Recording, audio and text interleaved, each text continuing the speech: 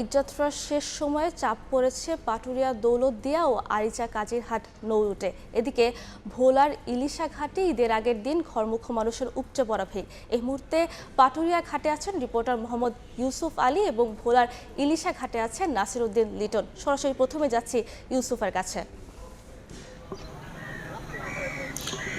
রাত পোহালে এটা ঈদ, আর ঈদকে সামনে রেখে এটা মানুষের যে এটা বাড়ি ফেরা শেষ সময়টা তা কিন্তু খুব উদ্দীপনার মধ্যে হচ্ছে। এখনটা পাটুরিয়া দৌলতদিয়া এবং আরিচা কাজিরহাট রোডে মৃদু মৃদু বাতাস এবং মেঘলা মেঘলা আকাশে কিন্তু যদিও কাটা যে যাত্রী রয়েছে যারা ঢাকা বা পার্শ্ববর্তী এলাকা থেকে এসে এই নদীটা পার হচ্ছে তারা কিন্তু খুব স্বাচ্ছন্দ্য বোধ করছে, এবং কি যারা দূরপাল্লার বাসে এসেছে তাদের কিন্তু দুর্ভোগ হচ্ছে। অর্থাৎ যারা 3 ঘন্টা 4 ঘন্টা 5 ঘন্টা ধরে বাসের যাত্রীদের এখানে অপেক্ষা করতে হচ্ছে। এই মুহূর্তে পাটুরিয়ার যে 3 নাম্বার জিরো পয়েন্ট থেকে একদম 1 কিলোমিটার এলাকা জুড়ে ছোট বড় গাড়ির কিন্তু দৈর্ঘ্য একটা সারি রয়েছে। অর্থাৎ যানজট না থাকলেও মানুষের যে অপেক্ষাটা এই ঘাট এলাকাতে তা কিন্তু আমরা দেখেছি। এছাড়াও কিন্তু এই মুহূর্তে বীরশ্রেষ্ঠ মতিয়ার রহমান 3 নাম্বার ঘাটে নঙ্গরের অবস্থান রয়েছে। এছাড়াও অন্যান্য যে ফেরিগুলো তা কিন্তু এখন চলরত রয়েছে। আমরা যাত্রীদের সাথে কথা বলেছি, যাত্রীরা বলছেন যে আসলে যে হারে যাত্রী আসছেন সেই তুলনায় ফেরি এবং লঞ্চের সংকট থাকা কিছুটা সময় তাদেরকে এই ঘাট এলাকাতে অপেক্ষা করতে হচ্ছে। এছাড়াও কিন্তু তারা বলছেন যে যেহেতু 2 ঘন্টা 3 ঘন্টা বাসে অপেক্ষা করতে হচ্ছে, এবং আরিচাতেও কিন্তু দীর্ঘ একটা যানজট বা জটলা আছে এই যে ফেরিতে এটা থাকাতে কিন্তু আসলে এখানকার পাটুরিয়া দৌলতদিয়া এবং আরিচার যে ঘাটের যে অবস্থা তা কিন্তু কিছুটা দুর্ভোগের কথা কিন্তু বলছেন।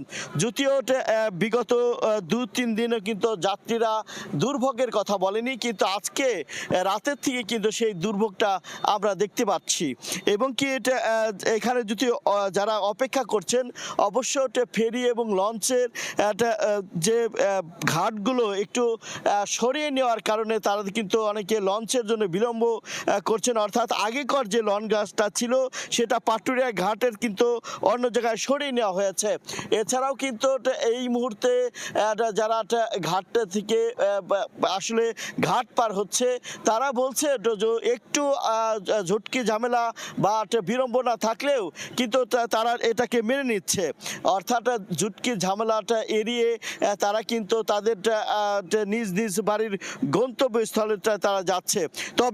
তবে আমরা দেখেছি যে এই যে যারা মহাসড়কগুলো কিন্তু একদম ফাঁকা রয়েছে। এই পাটুরিয়া দৌলতদিয়া আরিচা এবং কাজিরহাট রোডে মোট 23টি ফেরি এবং 32টি লঞ্চ এবং 67টি স্পিড বোট চলাচল করে। এই মুহূর্তে ভোলার ইলিশা ঘাটে রয়েছে রিপোর্টার নাসির উদ্দিন লিটন। আমরা তার কাছ থেকে সরাসরি যুক্ত হব। লিটন, সেখানকার কি অবস্থা? রাত পোহালে ঈদুল আজহা আর ঈদুল আজহার আনন্দ ভাগ করে পরিবার পরিজনের সাথে ভাগ করে নিতে আমরা দেখছি যে রাজধানী ঢাকা, চট্টগ্রাম সহ দেশের বিভিন্ন অঞ্চল থেকে নৌপথে ভোলায় যাত্রীরা আসতেছে। যাত্রীর সময় ঈদের সময় যত কাছে আসছে যাত্রীর চাপও আমরা দেখতে পাচ্ছি ততই বেড়েছে। আমি যে ভোলার সর্ববৃহৎ লঞ্চ ঘাট ইলিশা ঘাটে রয়েছি, সেই ঘাটে আমরা সকাল থেকে দেখতে পেয়েছি যে ঢাকা সদরঘাট থেকে ঘাটে 9টি বড় যাত্রীবাহী লঞ্চ এসেছে। প্রতিটি লঞ্চে অতিরিক্ত যাত্রী বোঝাই ছিল।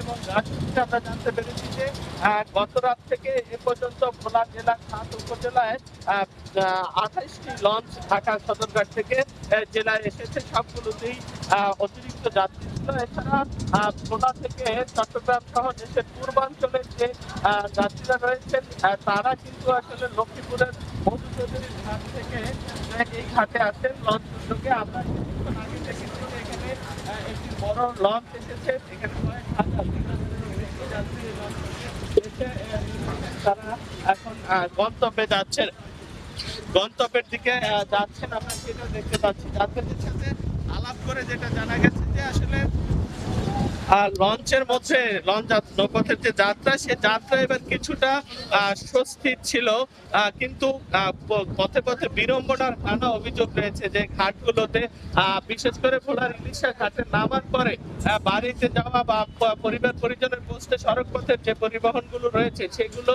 যাত্রীদের অনেকটা জিম্মি করে এখানে ভাড়া আদায় করার অভিযোগ রয়েছে।